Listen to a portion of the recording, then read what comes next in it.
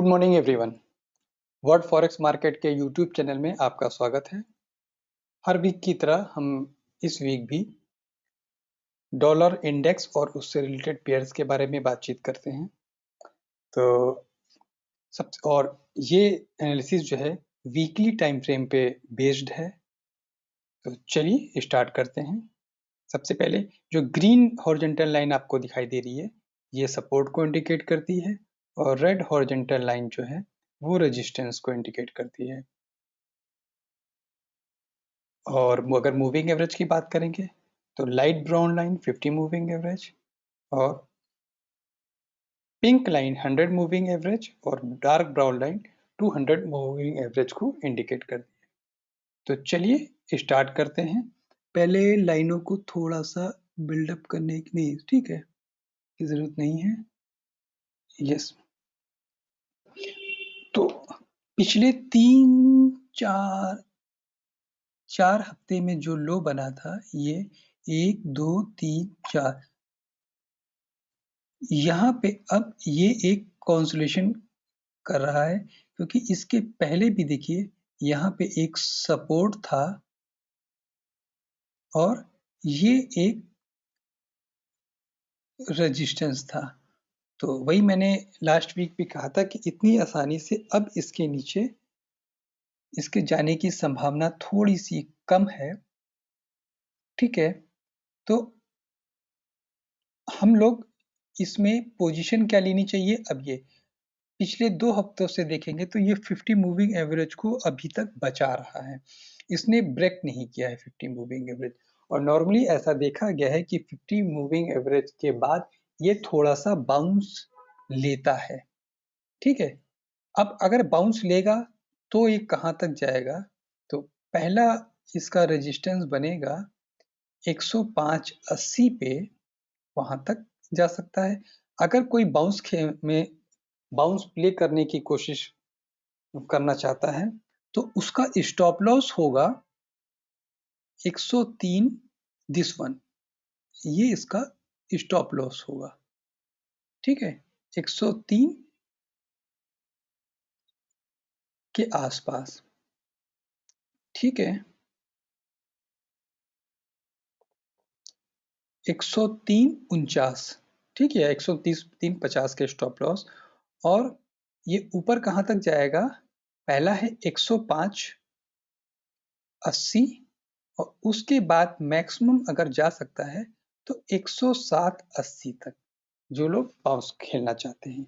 क्योंकि यहां से जो ये बना है वही यहां से एक बार ये हेड एंड शोल्डर को कंप्लीट करने के लिए ऊपर कर सकता है, ठीक है। 107.80 के बाद ये 109.32, जो कि मोस्ट एवेटेड पॉइंट है कि शायद मैक्सिमम यहां तक जा सकता है, ये वो पॉइंट है, ठीक है। अब इस चीज पे एक चीज आप लोग ध्यान रखिएगा, 103.50 को अगर तोड़ के क्लोज देता है तो इसमें एक बड़ी गिरावट देखने को मिलेगी जो 101.30 तक लेके जाएगी। इस चीज का एटलीस्ट इस चीज का आप लोग ध्यान रखिएगा। तो मैंने दोनों ही लेवल आपको बता दिए हैं, ठीक है। तो चलिए अगले पेयर पे आते हैं।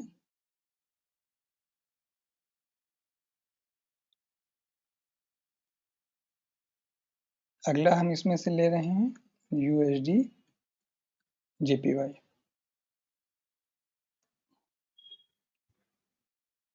जेपीवाई में देखेंगे आप लोग तो यहाँ पे भी कुछ सेम कंडीशन है, क्योंकि ये इसका एक सपोर्ट पॉइंट था और इस वीक में इसने ये सपोर्ट तोड़ दिया है और यहाँ पे इसने 50 मूविंग एवरेज को ब्रेक करके डिप किया, लेकिन उसने बचा लिया है। तो अगर अब हम इसके ऊपर जाने की बात करेंगे तो बहुत ज्यादा ऊपर नहीं है, 134.50 तक जा सकता है। और डिप करेंगे तो यहाँ से और डिप रहेगा इसका एटलीस्ट 126.50 तक। तो इसके डिप लेने की संभावना काफी ज्यादा है। तो इस चीज का आप लोग ध्यान रखिएगा। अगर ऊपर जाएगा तो ये मैक्सिमम 134.50 तक। चलिए अगले पे आते हैं।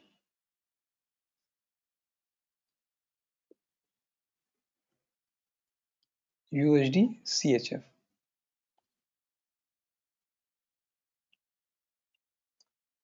ये देखिए यूएसडी सीएचएफ का है।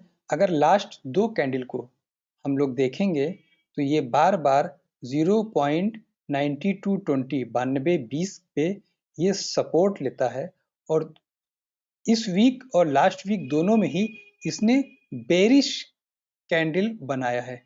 लेकिन अब ये ध्यान रखने वाली बात है कि जो ये पॉइंट है इसका अब ये रेजिस्टेंस बन गया है। ये इसका एक रेजिस्टेंस बन गया है, ठीक है। और नीचे के साइड में बहुत ही ज्यादा सपोर्ट भी है, स्ट्रॉन्ग सपोर्ट है। तो अगर ये इसको ऊपर जाना है तो 0.9380 के ऊपर जब चलना शुरू करेगा तब तो ये यहाँ से 9480 तक जाएगा, अदरवाइज ये नीचे ही शिफ्ट करेगा। तो नीचे सपोर्ट है, तो आने वाले कुछ वीक में इसमें बहुत ज्यादा डाउन साइड की गुंजाइश कम दिखाई देती है, क्योंकि ये पूरा जोन ही इसका सपोर्ट का जोन है। चलिए अगले पे आते हैं।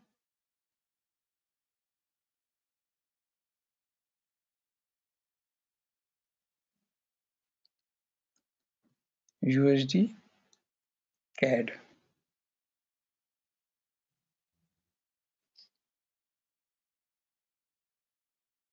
यूएसडी कैड एक बार ये देखने को मिला था कि इसने जो ये हाई लगाया था और यहाँ से अगर चलना हम ये माने तो ये एम बनाने के लिए ऊपर जाने की कोशिश कर रहा था कि शायद ये यहाँ तक ऐसे करके फिर ये ऐसे मूव करे।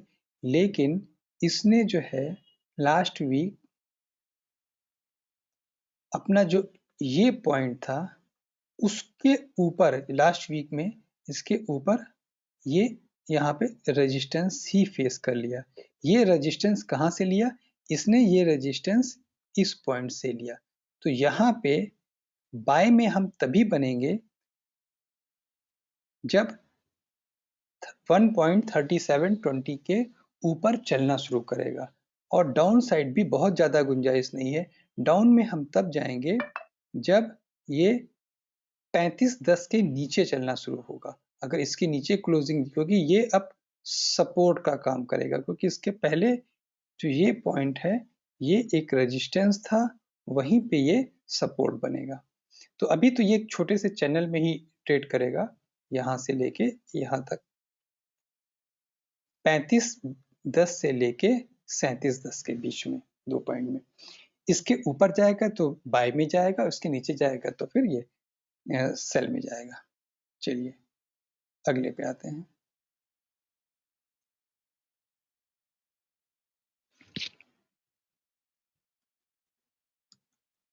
USD HUF.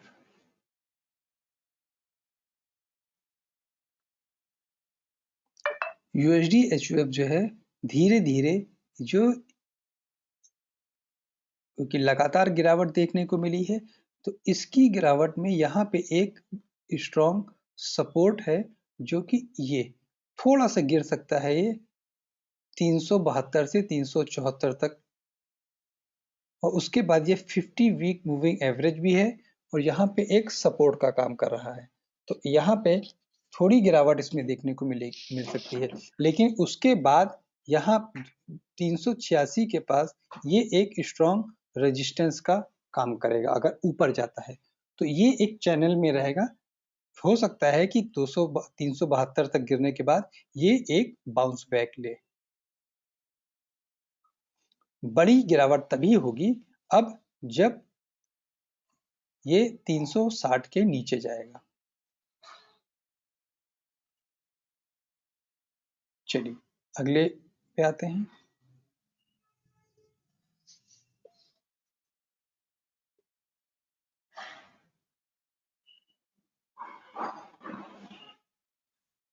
अगला ले लेते हैं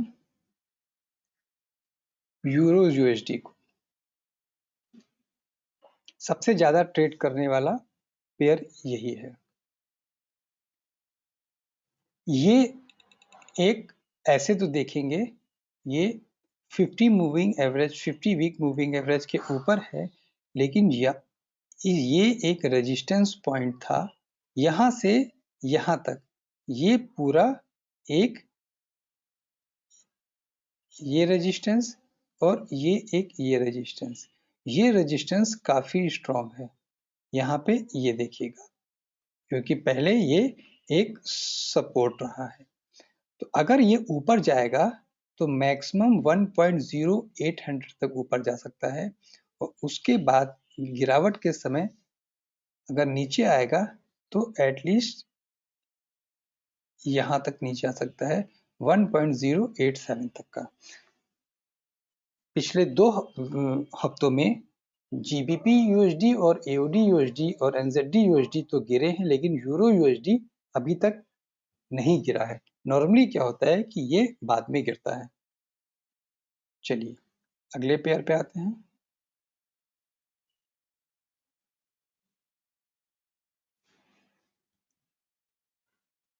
जीबीपी यूएसडी,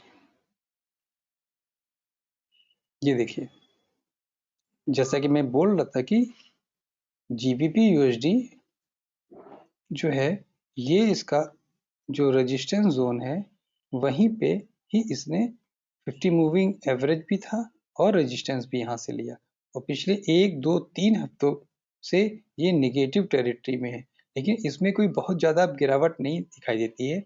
अगर गिरेगा तो पहला सपोर्ट 1950 1.1950, फिर ये 1780, यहाँ तक ही ये नीचे मैक्सिमम जा सकता है। उसके बाद ये यहाँ से ऊपर की तरफ जाएगा। ठीक है, बाई में हम तब आएंगे अब जब ये एटलीस्ट 2320 के ऊपर चलना शुरू करेगा, तो ही इसमें एक बड़ी तेजी देखने को मिलेगी। नेक्स्ट वीक भी ये एक कंसोलिडेशन फेज में रह सकता है, क्योंकि इसके पहले भी यहाँ पे एक ये कंसोलिडेशन फेज है, और इसके ये भी देखिए यहाँ भी कंसोलिडेशन फेज है, और यहाँ पे भी एक स्ट्रॉन्ग सपोर्ट जोन है। चलिए अगले पे आते हैं।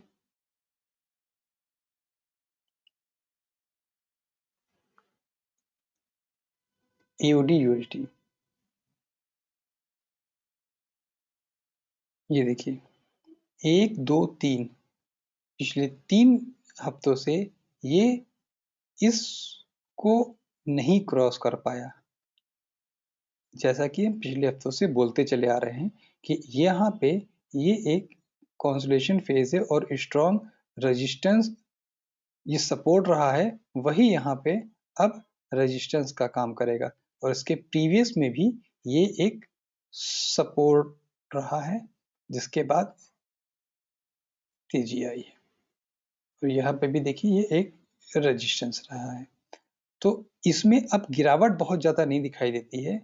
ये मैक्सिमम अगर जा सकता है 65-80 तक, 0.6580, और उसके बाद तेजी इसमें तभी आएगी, अभी हो सकता है कि एक आध हफ्ता और ये कंसोलिडेशन में जाए, जब 0.6860 के ऊपर जाएगा, तो इसमें एक तेजी देखने को मिलेगी। चलिए अगले पे आते हैं। एनजेडी यूएसडी,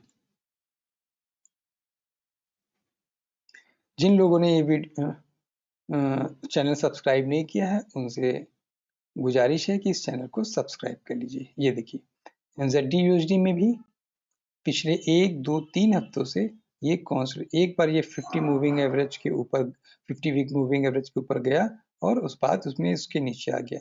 तो अब ये नीचे की साइड मूव करेगा, 0.6160 तक ये नीचे जा सकता है। यहाँ पे एक सपोर्ट लेगा, क्योंकि ये पूरा जोन काफी स्ट्रॉन्ग सपोर्ट जोन इसके लिए काम करेगा। इसके पहले भी यहाँ पे पूरा जोन इसके लिए सपोर्ट का काम कर चुका है। तो तेजी में हम तब जाएंगे जब 64-80 के ऊपर जाएगा, अदरवाइज और नीचे जो है ये 61-60 तक जा सकता है, तो अभी इसी रेंज में ही ये रहेगा। तो ये वीडियो कैसा लगा आप लोग कमेंट बॉक्स में डालिएगा।